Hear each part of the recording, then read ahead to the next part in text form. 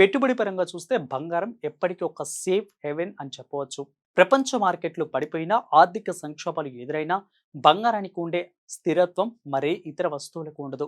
పురాతన కాలం నుంచి కరెన్సీకి బ్యాంకింగ్గా పనిచేసిన బంగారం నేటికి పెట్టుబడులకు మొదటి ఎంపికగా ఉంది.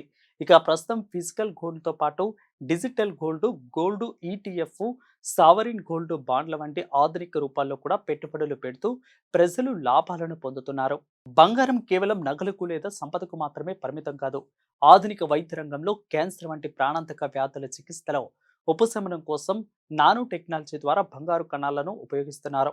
ఇక అలాగే ఎలక్ట్రానిక్స్, స్పేస్ టెక్నాలజీలో విద్యుత్ వాహకంగా దీని వినియోగం విస్తృతంగా ఉంది.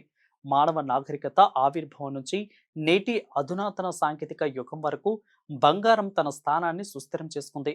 పసుపు రంగులోని ఈ మెరుపు భవిష్యత్తు తరాలకు కూడా ఒక విలువైన సంపదగా, నమ్మకమైన పెట్టుబడిగా, అద్భుతమైన సాంకేతికత పరికరంగా మిగిలిపోతూ ఉండడంలో ఎటువంటి సందేహం లేదు.